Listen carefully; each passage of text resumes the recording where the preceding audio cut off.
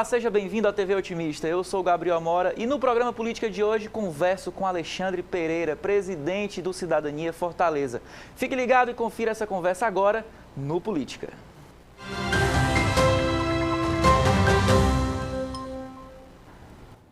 Alexandre, seja muito bem-vindo aos estúdios da TV Otimista. É um prazer, um privilégio gigante estar aqui conversando com o senhor. Como é que o senhor está?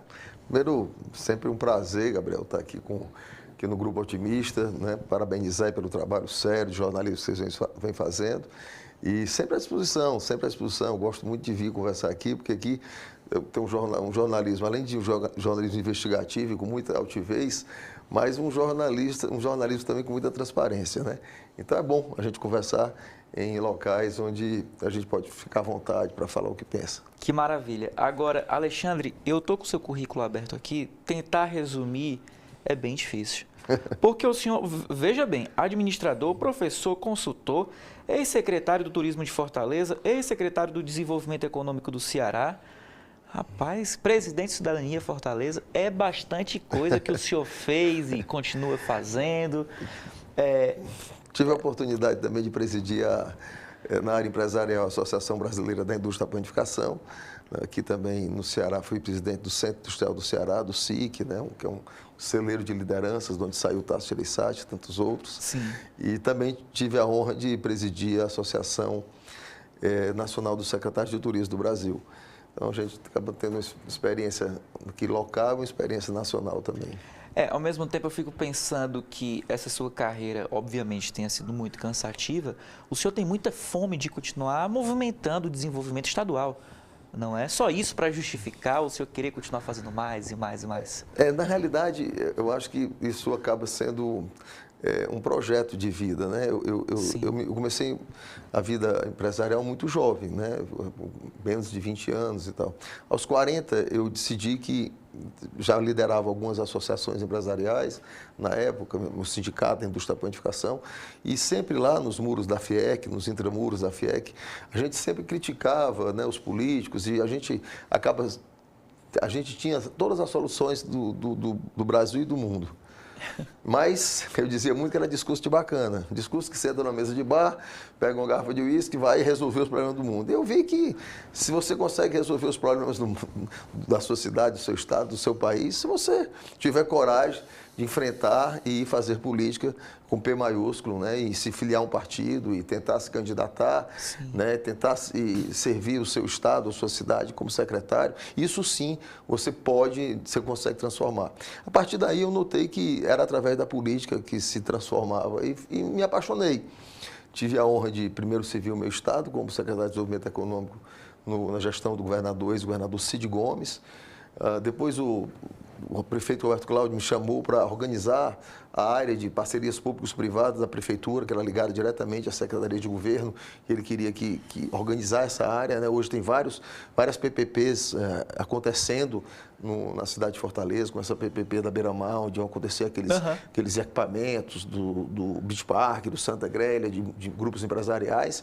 Isso iniciou lá no primeiro governo Roberto Cláudio, com a nossa organização. Depois o prefeito Roberto Cláudio me convidou para assumir a Secretaria de Desenvolvimento Econômico do município. Eu pedi a ele que naquela época eu queria tratar de desenvolvimento econômico, mas eu preferia tratar do turismo, que representava um terço da economia da nossa cidade. Sim. E para mim foi uma satisfação muito grande, porque era um novo desafio.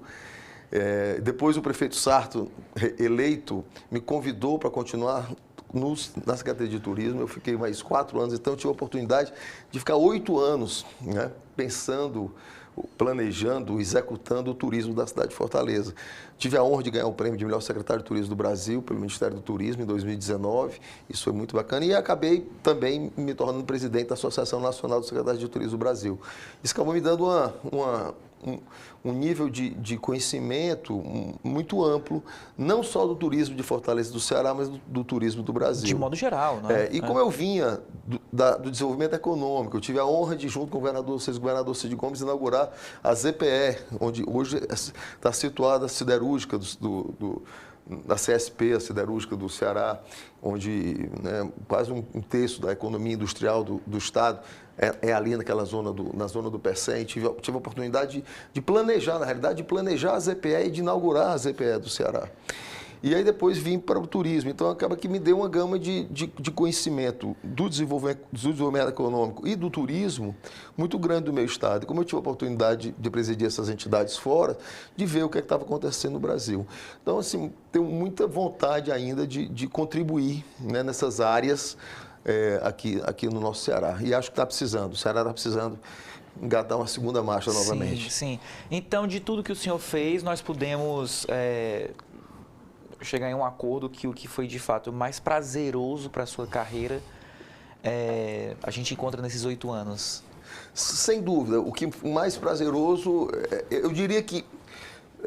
Claro que não foi o mais fácil, né? Mas... Na realidade, ter sido secretário de Desenvolvimento Econômico, ter planejado e inaugurado a primeira ZPE do Brasil, Zona de Processamento e Exportação, para o telespectador entender, é uma zona alfandegada, onde as empresas que lá se instalam, elas podem exportar para o mundo com taxa zero de exportação. Então, muitas grandes empresas têm interesse em vir para essa zona alfandegada cearense, e no caso nós captamos uma das maiores siderúrgicas do Brasil para cá, né? Isso aumentou o PIB industrial do Ceará em quase 50% quando a CSP começou a funcionar. Então, eu tive a oportunidade de ver esse projeto do Pecém, que foi pensado lá com o Tasso Gereissati, lá atrás, né? Houve um impulso grande no governo Cid Gomes, e aí a gente conseguiu ver isso acontecer. Então, isso foi muito bacana. E depois a oportunidade de vir para Fortaleza, contribuir um pouco no desenvolvimento econômico e montar um plano de turismo para 8 anos. Colocar Fortaleza entre os principais destinos turísticos do Brasil.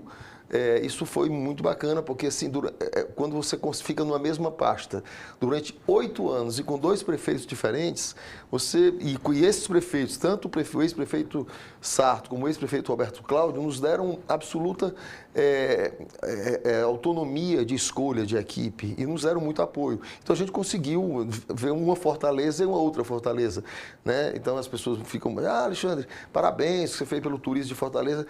Eu fico muito grato, mas além de ser uma equipe muito profissional, uma equipe muito boa, eu tive muito tempo, porque eu tive 8 anos numa pasta que me deu a oportunidade de sonhar, planejar, executar e colher frutos. Que legal, né? Que legal. Exatamente. E também o senhor falou que Fortaleza se tornou uma capital ainda mais conhecida nacionalmente durante esses 8 anos, né? Durante a gestão do Roberto Cláudio e do ex-prefeito Sarto também, mas mundialmente. Sim, não é? Principalmente pela questão hoje do kitesurf, né? Também. A gente tem hoje, e aí é uma coisa que tem que ser pensada, porque a gente tem, através dos nossos ventos, a procura de turistas que vêm praticar esportes radicais aqui, como o kitesurf, do Brasil todo. E esse é um turista de alto poder aquisitivo, é o mesmo turista que vai esquiar na neve, que vai para os Alpes Suíços, que vai para as montanhas do Colorado, para as montanhas do Chile. Esse pessoal, no verão brasileiro, eles vêm para Fortaleza, para ir para o Ceará, para velejar. Alexandre, sabe o que é curioso? Esse pessoal, eles gostam de bater ponto durante essas temporadas. A pessoa que vai esquiar sabe exatamente o período e o país que tem que ir. A pessoa que vai agora fazer kitesurf no estado do Ceará sabe exatamente por causa dos ventos, para também não perder muito dinheiro, para também não aproveitar a atividade, não é? Então, é o mesmo turista. É interessante que é o mesmo turista. É um turista de alto poder aquisitivo. E é bem fiel ao lugar que ele já se acostumou a fazer o esporte. Agora, o Ceará precisa ter um planejamento para isso. Isso acontece aí, essa meca do kitesurf, que é o Ceará, acontece porque acontece. Acontece por causa dos ventos, acontece porque os empresários passaram a investir bastante. Então, nós temos muitos empresários cearenses, mas muitos empresários de fora, empresários europeus, que começaram a investir no kitesurf aqui no Ceará.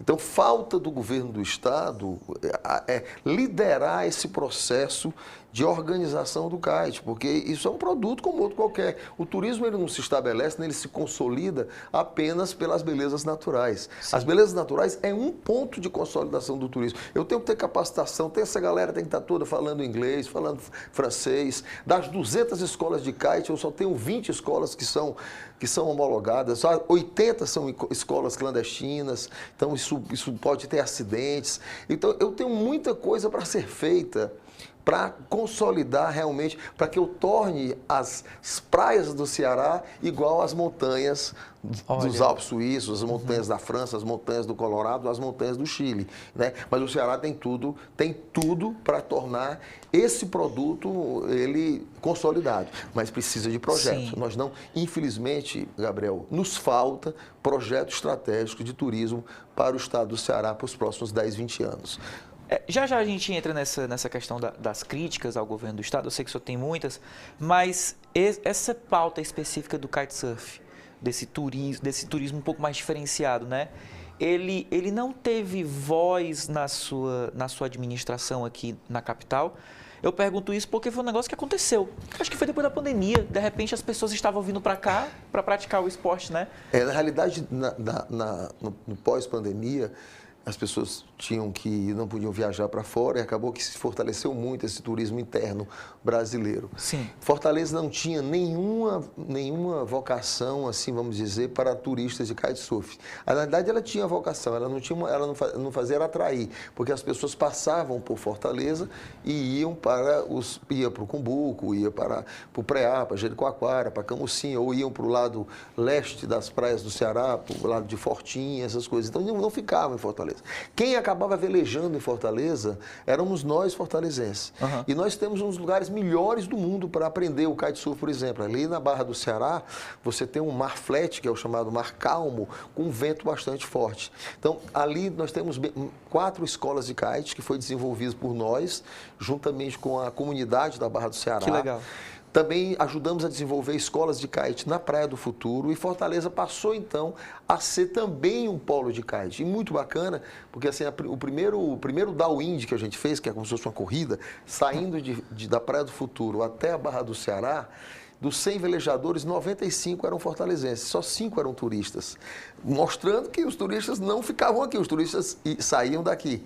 E aí a gente começou a fazer um trabalho, um trabalho de promoção chamado Fortaleza, a capital do kite. Por que a capital do kite? Porque era a única capital do Nordeste, a única capital do Brasil, que você conseguia velejar todo o skyline da cidade. Nós temos 34 quilômetros de orla e a gente consegue velejar do Cacipesca até a Barra do Ceará. Do Cacipesca lá na divisa lá com Aquiraz, ali com aquela região, até a Barra do Ceará em divisa com Caucaia. Então é o único local, a única capital que você consegue velejar em todo o seu skyline. Então a gente começou a tratar Fortaleza, a capital do kite, e aí a gente começou a incentivar muitos eventos de kitesurf que acontecesse em Fortaleza. Aí aconteceram eventos ali na Praia de Iracema, aconteceram os eventos na Barra do Ceará, começaram a acontecer eventos na Praia do Futuro, e a gente começou a mostrar para os executivos que vinham trabalhar em Fortaleza, que dava para vir trabalhar em Fortaleza 2, 3 dias e trazer seu kite e passar 2 dias aqui velejando. Então isso começou a acontecer muito, porque geralmente a turma que vinha velejar, vinha para passar uma semana de férias, uma semana de off, especificamente velejando lá nas praias mais distantes. Eles não, se você vai para Fortaleza vai trabalhar terça e quarta, estica a semana, fica de quinta, sexta, sábado, domingo e veleja 3 dias em Fortaleza. E começou a ter essa nova dinâmica do kitesurf em Fortaleza. Mas foi um trabalho de articulação, uma política pública, sim, parcerizada com a Associação Brasileira do Kite, que é aqui o George, que é o presidente lá na Barra do Ceará, parcerizada com os hoteleiros que gostam de apoiar o kite, parcerizada com as barracas de praia para dar suporte ao kite. Quer dizer, o poder público não faz nada sozinho, ele precisa estar sempre articulado com o trade turístico. E precisa ter uma boa equipe, que Sem no dúvida. caso o senhor tinha, né? Sem dúvida. Não tenho certeza, mas esse insight do kitesurf veio do senhor ou de alguém da sua equipe? Quantas pessoas tinham na sua equipe? Nós tínhamos uma equipe com 65 pessoas, era uma equipe razoável, veio de mim pela provocação de um estrangeiro. Olha que coisa interessante. Eu conversando com com um turista estrangeiro, e ele chegou para mim e disse assim, você com certeza deve ser um grande velejador de kitesurf, para mim, né? Aí eu olhei para ele e disse assim, não sou. Eu velejei de windsurf na juventude, mas nunca velejei de kite. Ele disse, rapaz, é mais ou menos como eu, que moro na Suíça, não saber esquiar na neve. Olha. Você tem a obrigação de saber velejar de kitesurf. E me fez essa provocação. A partir desse dia, eu disse, cara, eu sou um fortalezense, eu tenho aqui as montanhas do Colorado, as montanhas do Chile, não sei esquiar na neve, é mais ou menos a mesma coisa. Sim. Então eu vou aprender. E aí fui aprender a velejar de kitesurf na Barra do Ceará. O meu professor foi o George, que é o atual presidente da Associação Brasileira de Kite. É um líder muito importante aqui da região. E aprendi a velejar aqui em Fortaleza. Adorou? Adorei. Né? E realmente é incrível, né? É uma experiência maravilhosa. E levou a pauta para a equipe, pronto. E levei a pauta para a equipe. E aí também nós tínhamos o vice-prefeito Elcio Batista, na época, que era o vice-prefeito Roberto Cláudio, que também era velejador de kite. Era vice do Sarto, na realidade, era velejador também de kitesurf e também entrou nessa vibe e a gente acabou fazendo. Aí depois também o secretário da Juventude, na época, também fez um trabalho com a juventude, porque tinha aquele projeto Juventude na Onda, das crianças aprenderem o surf e tal. A gente trouxe a juventude no kite, para que a juventude aprendesse a fazer o kitesurf, para consertar a prancha, consertar a pipa, fazer as coisas para poder dar suporte às escolas de kitesurf. Muito interessante. Também atrair mais turistas e movimentar a economia. Nem todo mundo sai ganhando, né? A partir dessa ideia que o senhor teve. Maravilha. Talvez eu precise aprender kitesurf.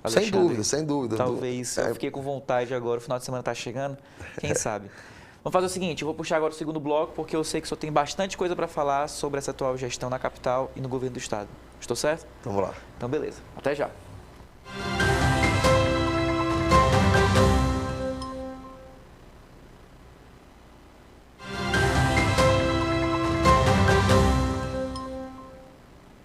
Começando agora o segundo bloco do programa Política, estou aqui com Alexandre Pereira. Alexandre, seguinte, o senhor falou há pouco que está faltando colocar na segunda marcha. Acho que foi mais ou menos isso, né? Isso. O quê? O que foi que aconteceu? O senhor saiu, a gestão... Enfim, entrou o prefeito Evandro Leitão, né? Ele assumiu agora há pouco, né? O quê? Vai fazer 2 anos? Já o tempo passa muito rápido, né? Passa rápido. Equipe muda. Enfim, o senhor já tinha suas críticas em relação à gestão anterior no governo do estado. Deve permanecer as mesmas críticas ou até ter mais. O que está faltando para engatar essa segunda marcha? O que seria também essa segunda marcha?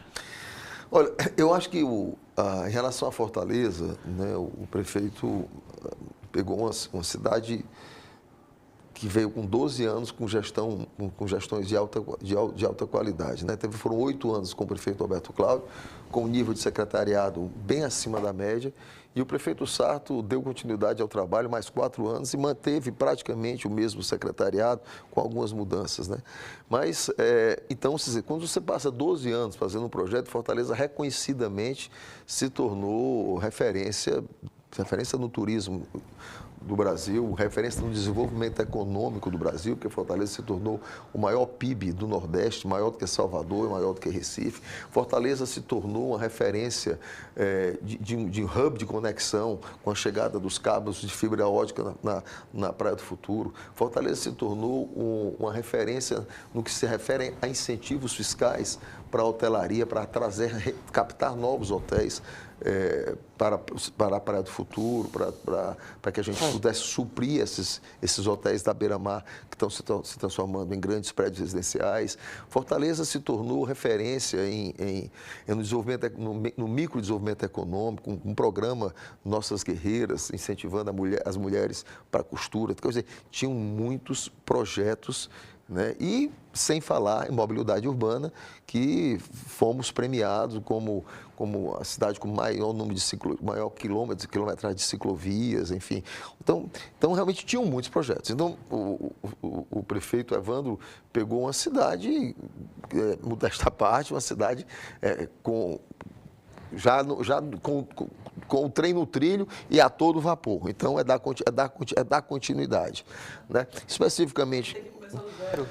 não é? Especificamente na área que eu atuava, que é a área do turismo e desenvolvimento econômico, eu acho que algumas políticas públicas foram descontinuadas. Eu vejo projetos pequenos, mas que eram marcantes e baratos, como o Projeto Pôr do Sol, que era um projeto que todos os domingos, às 5 da tarde, tinha um concerto de piano na beira-mar, que as pessoas iam para lá, na areia da praia. Isso era um charme para a cidade fortalezense, para os turistas que já vou Fortaleza, tem um concerto de piano todo domingo. Isso é barato, foi descontinuado. Foi descontinuado um passaporte que a gente criou também, que era um passaporte físico que você recebia e você saía carimbando nos principais pontos turísticos da cidade, ganhava um brinde na Secretaria de Turismo. Então, eu acho que algumas coisas, talvez o grande defeito das mudanças nas gestões públicas, Gabriel, seja essa necessidade, muitas vezes, de descontinuar algo porque era muito a marca do ex. Isso atrapalha muito, né? Eu digo que a política, muitas vezes, ela atrapalha a gestão pública, porque você tem que deixar marcas diferentes e isso atrapalha o principal cliente, que é a população. Mas, enfim, eu penso que Fortaleza precisa, né, de aí dar uma... Né, já pegou uma coisa bastante... Já o estado do Ceará tem uma complexidade maior, né? Eu vejo o estado do Ceará hoje um verdadeiro narco-estado, um estado dominado absolutamente pelas facções, é um estado onde as pessoas não têm nenhum tipo de tranquilidade, de paz, e quando tem, quem promove essa paz é o líder da facção no seu bairro. Então, é uma cidade que você, toda sitiada, né, por facções, você não tem a liberdade do ir e vir. Então, isso é muito, muito complicado. E as facções se envolvendo em todas as áreas, né, na área da tecnologia, da internet, na distribuição de gás, na distribuição, né, do pedágio do ir e vir, para prover a segurança dos pequenos comerciantes. Então, isso é muito, muito grave. E meio que isso está acontecendo e as pessoas estão achando isso normal, né? Então, isso é realmente muito preocupante. A gente precisa, né? Eu sou absolutamente favorável a isso que aconteceu agora com a questão dos Estados Unidos, colocar o PCC e o Comando Vermelho como organizações terroristas, são organização terrorista, sim, né, e com conexões internacionais, né, e por isso é uma organização terrorista, né, e agora com motivações políticas, porque essas facções elas vão trabalhar fortemente aí nas eleições agora, viabilizando, tentando viabilizar seus candidatos. E, mais sério, essas facções políticas com ligações com o judiciário, ligações com promotores, com juízes, com ministros, né? Então, o Brasil, Gabriel, infelizmente, vive um mar de corrupção, que você começa pela corrupção institucionalizada aí das facções, do perigo das facções, do domínio das facções no Brasil, que está se tornando um narco-estado, para chegar na corrupção sistemática, que é essa corrupção do Vorcaro aí, por exemplo, que envolve o judiciário, o executivo, o parlamento, né? E a gente parece que não vai dar em nada. Quer dizer, uma coisa... É muito sério tudo isso que está acontecendo. E já está acontecendo há bastante tempo também. Bastante tempo. Quantos escândalos o Brasil... Vem de um escândalo atrás de outro, aí os carecas do INSS, aí entra outro, aí agora entra o Vorcaro, que parece que é o maior escândalo da história, mas tem outro, teve o Petrolão, teve o Mensalão, e por aí vai. Quer dizer, o país dos escândalos. É um país que já teve quatro presidentes presos na nova recente democracia. Nós temos 4 presidentes presos. Né? Quer dizer, isso é muito sério. Né? Então, mas voltando aqui para o nosso estado, então eu vejo o estado do Ceará literalmente perdido em duas áreas muito bem distintas, 2 áreas que eu acompanho. Uma é a questão realmente da segurança. Eu acho que isso, né, carece de uma atenção e de uma estratégia que envolva a União, os governos estaduais, o município, a cooperação internacional. O segundo é o ponto no que se refere ao desenvolvimento econômico, Gabriel. Eu vejo um Estado muito perdido nos seus eixos de desenvolvimento econômico. Eu vejo muita espuma desse hidrogênio verde, né?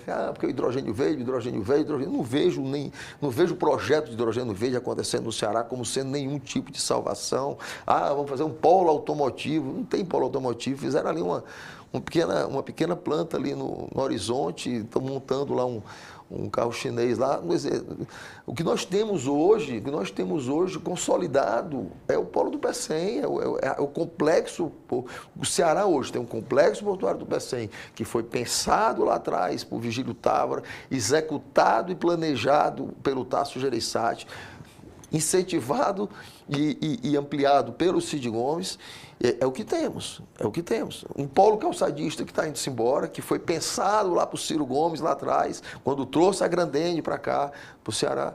Então, isso é o que acontece. E agora a gente está falando muito nessa questão da inovação tecnológica, dos data centers, que é uma realidade que está acontecendo, mas a gente tem que ver, além do investimento milionário, bilionário dos data centers, mas que são investimentos em equipamentos, né, muito em equipamento e muito investimento em energia, né?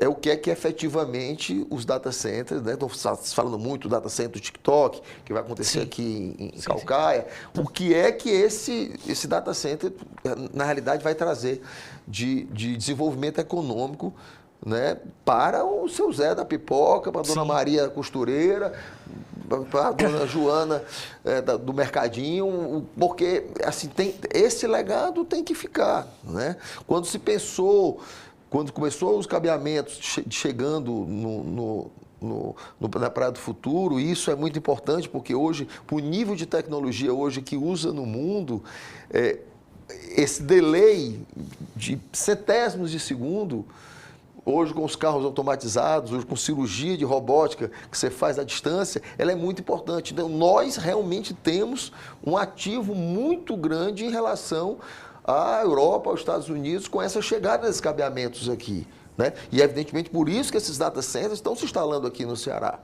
Mas é preciso que tenha um projeto para estruturar tudo isso, para ver o que é que vai realmente trazer de benefício para o nosso Ceará.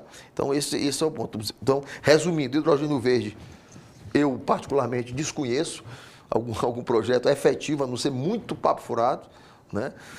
Os data centers eu vejo acontecendo, mas eu gostaria de entender melhor qual é o legado que vai ficar aqui daqui a 10 anos. E quando a gente vai aqui para o turismo, o turismo não tem projeto nenhum. Sim. O Estado do Ceará não tem projeto. A gente tem uma oportunidade, escrevi um artigo recentemente, que o CEO da Latam fez uma crítica forte para o turismo brasileiro. Falou que o turismo brasileiro era medíocre, usou esse termo. E é verdade, você imagina, quando ele fala lá que em 20 anos de turismo se mudou 11 ministros. Então, é piada, é uma coxa de retalhos, que cada um faz o que acha que também não tem um projeto de turismo. Então, o Ceará não tem um projeto de turismo. Você pergunta qual é o projeto turístico? O Ceará não tem nada, está na cabeça do secretário de plantão, que coloca lá, que faz uma promoção, que vai ali para uma feira, vai distribuir chapéu, vai distribuir bolsa, como se isso fosse promoção.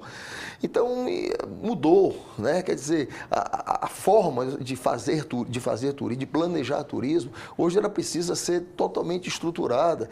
Não adianta eu fazer uma promoção lá sem eu medir. Eu vou lá, gasto uma fortuna com um stand numa feira tal. Se eu não medir lá quantos negócios eu fiz, se eu não conseguir levar lá 20 ou 30 empresários aqui do trade turístico para estar lá comigo fazendo negócio, o que é que adiantou estar lá? Mostrando lá o Ceará, porque para divulgar o Ceará, isso já passou. Então, assim, porque divulgar o Ceará, as pessoas já fazem isso. Então, esse tipo de promoção, esse tipo de coisa, isso já passou. Então, o turismo precisa ser pensado de uma forma muito mais estratégica, de médio e longo prazo. Eu vou dizer a você uma coisa, eu só vi no Brasil um estado fazendo isso, que foi um sucesso. Estou falando de 20 anos atrás, já morreu, um cidadão chamado Paulo Gaudenzi, foi secretário de Estado do Turismo da Bahia. Ele fez um projeto para 20 anos na Bahia. E mudava governador, saía governador e ele ficava lá. Saia da direita para a esquerda, ele ficava, porque tinha um projeto de médio e longo prazo para o turismo da Bahia. E o turismo da Bahia estourou. Depois declinou e a gente e os outros estados passaram a evoluir. Mas o que nós temos hoje de benefício é que Fortaleza hoje é realmente a Dubai do Nordeste, é a cidade, é o charme do Nordeste, é Fortaleza. É o primeiro PIB do Nordeste, né? Modéstia à parte, Fortaleza foi feito o planejamento durante 8 anos com uma escuta ativa muito forte para o trade turístico. Porque, Gabriel, quem faz turismo não somos nós que somos secretários, estamos ali dentro não é o prefeito. Quem faz turismo é o dono do bar, é o dono do restaurante, é o guia de turismo, é o vendedor de coco, é o vendedor de artesanato, é o hoteleiro, é o motorista da Kombi. Então é esse cara, essa turma que faz turismo, o taxista, o motorista do Uber. Então eu tenho que, toda essa cadeia tem que estar envolvida no contexto do turismo. Desde o sentimento de pertencimento, dizem, pô, eu moro em Fortaleza, nessa maravilha de cidade, e eu moro onde as pessoas vêm passar férias. Então, desde o sentimento de pertencimento a todo o envolvimento da cadeia. Então, para eu fazer promoção, para eu criar um projeto de turismo para um estado, eu tenho que estar com todo esse pessoal envolvido. Não é para eu sentar na minha cadeira lá e dizer, eu vou pegar agora e vou investir aqui na China, porque eu vou trazer o chinês para dentro aqui do Ceará. Não é assim. Qual é o projeto de turismo para o kitesurf no Ceará? Acabei de falar para você. A gente traz aqui 400 mil turistas por ano, o Ceará traz de turistas internacionais, 80% dessa turma é para velejar de kite. Mas ele não vem para cá porque o Ceará botou lá uma feira, um cara velejando de kite lá numa feira lá em Milão. Não, ele vem porque ele vai consultar na internet, melhor lugar para velejar no mundo está lá, Ceará, porque tem vento de tantos nós. Aí chega aqui, nenhuma infraestrutura provida pelo Estado, né? A infraestrutura que tem ela é provida pelos empresários e a coisa acontece. Então, ainda bem que nós temos esses ventos, né? Eles fazem um marketing. Os ventos, assim, rapaz, se nós não tivéssemos esses ventos maravilhosos aqui no Ceará, praticamente não teria turismo internacional. É impressionante. 95% do turismo do Ceará é turismo nacional, turismo brasileiro, o que é muito bom. E 5% é turismo estrangeiro. Mas essa turma que vem, maioria que vem para velejar. Né? E quer falar para os amigos, vamos lá, então, uma terra maravilhosa. Isso, né? Tudo tem que ter planejamento. Sim. A gente tem que sentar, eu tenho conversado muito aí com o Ciro, né, que tem se mostrado aí com muita vontade de assumir aí como pré-candidato a governo do Estado, dessa necessidade do Ceará planejar o seu desenvolvimento econômico e o seu turismo para os próximos 20 anos. Né? Então, a gente tem que ter um salto de 10 anos e um ponto de sonho para 20 anos. Sim. A gente tem que saber exatamente onde quer chegar daqui a 10 e mais ou menos onde quer chegar a 20 anos. Então, isso não é difícil fazer, porque a gente tem um setor empresarial aqui muito organizado, a gente tem um SEBRAE com excelentes técnicos que podem nos ajudar, né? O Sistema Fé Comércio, que tem técnicos também que podem nos ajudar no turismo. Tem o Observatório da Indústria, que a FIEC também tem, que pode ajudar, mas precisa ter uma liderança. Precisa estar na cabeça do governador, do líder, que não dá para tratar o desenvolvimento econômico e o turismo ao Deus dará. Aos ventos e ao Deus dará. Né? Tem que ter o norte. Entendido. Alexandre, aprendi muito com o senhor agora nesse segundo bloco, viu? Muito obrigado. Foi muito interessante toda a sua análise em relação ao que está acontecendo com o nosso estado, também com a nossa capital. Muito interessante. O senhor puxou aí o nome do Ciro Gomes. Vamos falar agora no terceiro bloco sobre eleições 2026? O que o senhor acha? Então, pronto. Até já.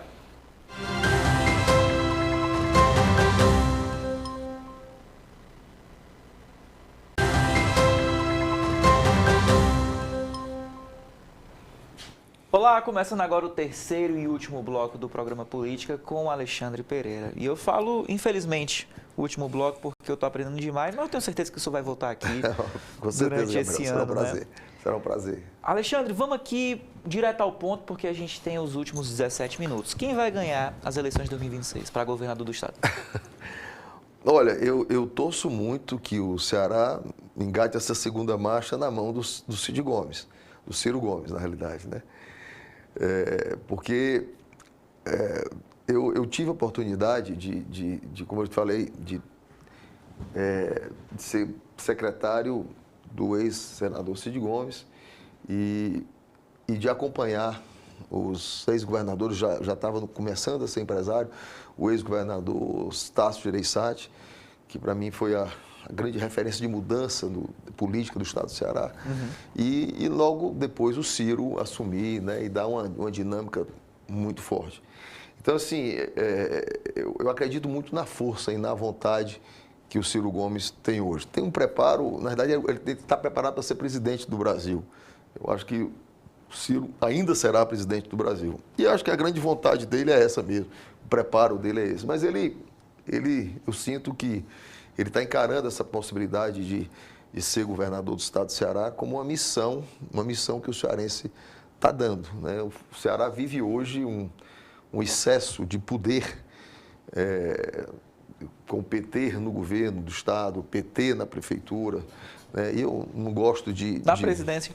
E na presidência, né? Mas no estado do Ceará, um excesso de poder muito grande, e esse excesso de poder, ele é maléfico para a população, ele é ruim, né? É bom quando há uma alternância, um grupo político no governo, um grupo político na prefeitura, porque essa disputa, essa atenção da oposição, ela deixa o político, o gestor, mais atento, né? E essa, vamos dizer assim, essa hegemonia de poder no Ceará hoje, ela é muito ruim, ela é ruim para vocês da imprensa, ela é ruim para nós empresários, ela é ruim para a academia, ela é ruim para o turismo, ela é ruim para o desenvolvimento econômico, porque o que acontece? Infelizmente, essa turma que está aí no governo, eles não trazem técnicos de outras áreas.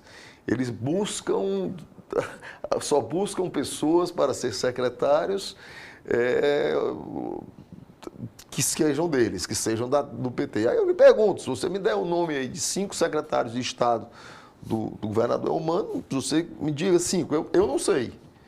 Eu sei que tem 40 secretarias, mas eu não consigo me lembrar de 5 secretários do governo Eumano, né? Não estou aqui dizendo que são fracos secretários, eu estou dizendo que são secretários que não são conhecidos e muitas vezes um secretário precisa ter articulação. O papel de um secretário, quando é colocado naquela pasta, né, muitas vezes não é só pelo conhecimento técnico que ele tem naquela pasta, mas para o que ele representa para a sociedade civil, o seu poder de articulação dentro daquela pasta. Quando eu fui secretário de Desenvolvimento Econômico, lá atrás, eu tinha sido presidente do Centro Industrial do Ceará, vice-presidente da FIEC. Então, eu tinha uma interlocução permanente com o setor produtivo. Era fácil, eu sabia qual era o anseio daquela turma e eu conseguia me sentar de um lado da mesa e do outro lado da mesa, porque para tentar fazer os entendimentos e fazer que a gente conseguisse caminhar juntos. Quando me tornei secretário de Turismo, a primeira coisa que eu fiz foi trazer as 40 lideranças, presidentes das entidades de classe, para escutar desses caras. Eles é que sabem o que é melhor para o turismo de Fortaleza, não eu e os meus técnicos. Eu e os meus técnicos temos que ter a inteligência de facilitar, de ser um agente facilitador para que a economia deslanche. Quem gera emprego e renda, Gabriel, é o empresário. O poder público tem que ser só facilitador. Sim.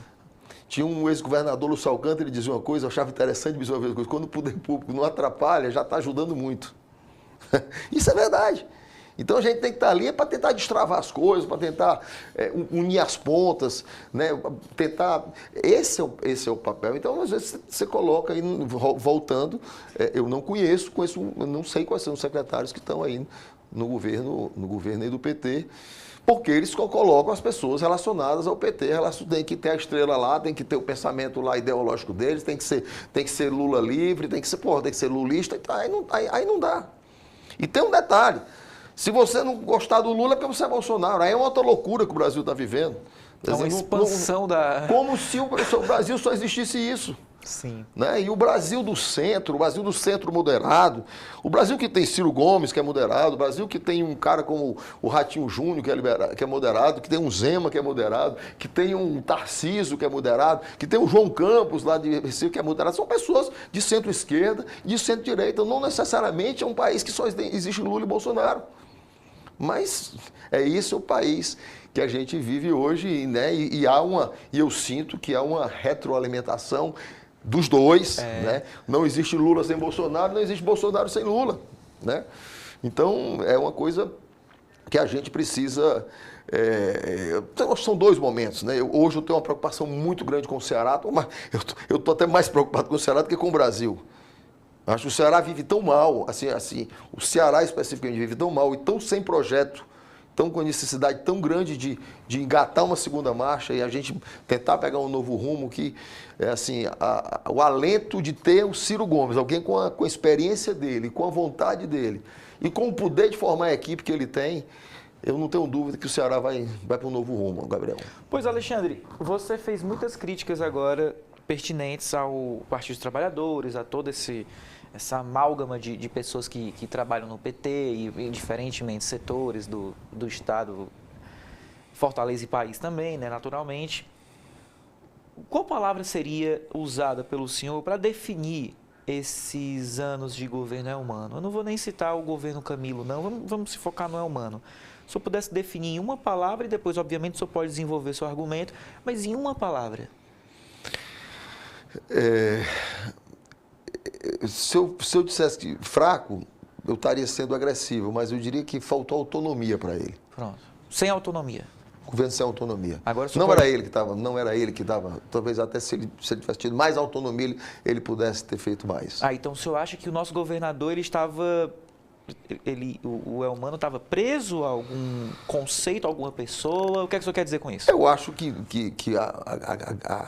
a liderança do Camilo foi um fantasma no governo Elmano o tempo todo, como até agora, como foi até recentemente, a possibilidade do candidato do PT ser o Camilo e não o Elmano, né?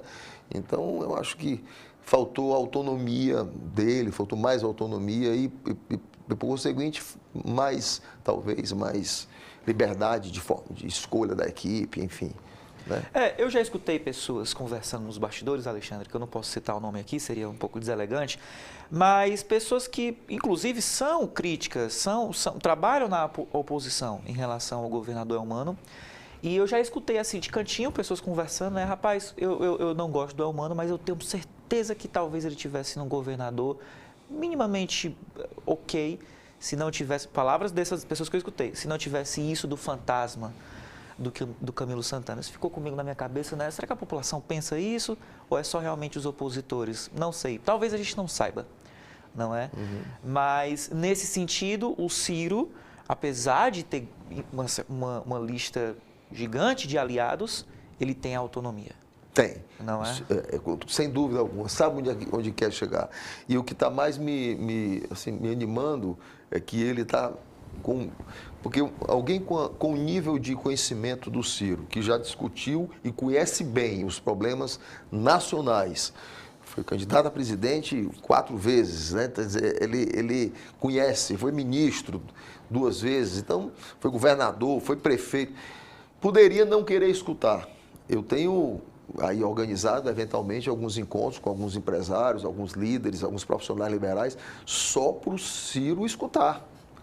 Só para ele escutar. Ele tem tido uma humildade e uma paciência de escuta fantástica. E, evidentemente, que um poder de elaboração extraordinário. Eu fico impressionado. A gente vai para algumas reuniões que ele participa, ele não leva um papel e uma caneta, e eu boto aqui o papel e a caneta do lado, aqui para ver se ele escreve, mas ele é tudo na cabeça. Quando todo mundo fala, ele sai sintetizando o que cada um falou e tal, pegando os detalhes, os ganchos, aqueles pontos de maior inflexão que cada um falou. Da energia, à área da saúde, do turismo, à aquicultura, é impressionante. E depois ele cita quem deu essas ideias também, né? Impressionante.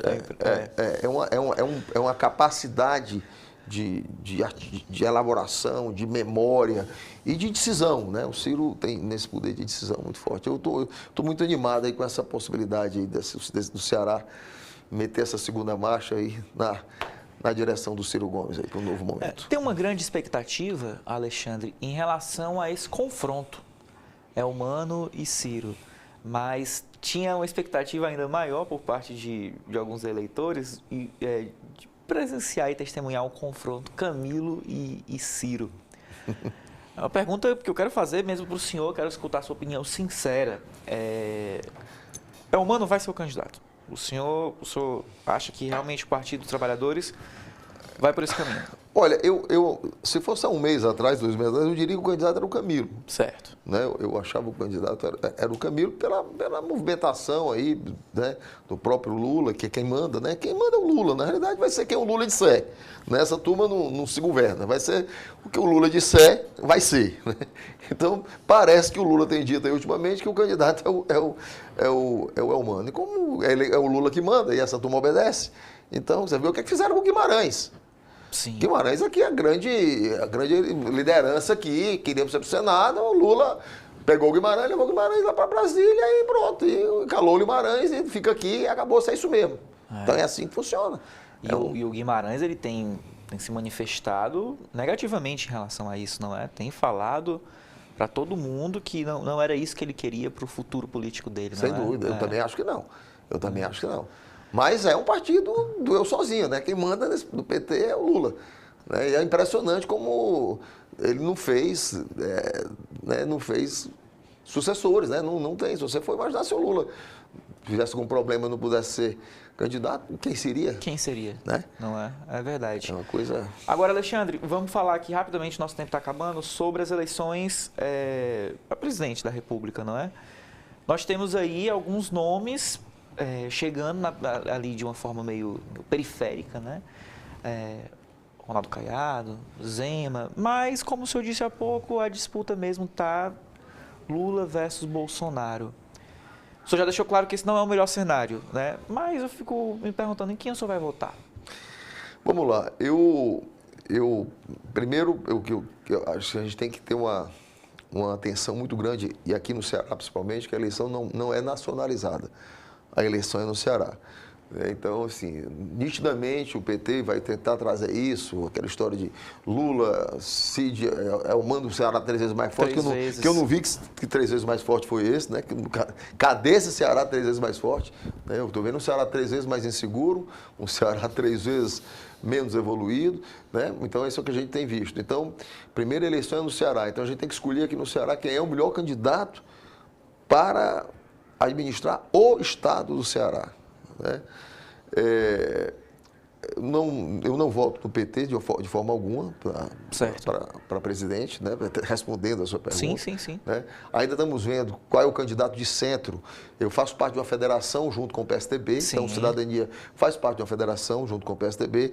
Há pouco tempo o Aécio Neves se posicionou ali como uma possibilidade, ser um nome aí do centro. Ele queria, inclusive, né? Que fosse o Ciro. Queria que fosse o Ciro, inclusive. Então, se tem essa possibilidade, então a gente ainda não, né? No PT nós não votaremos de forma alguma.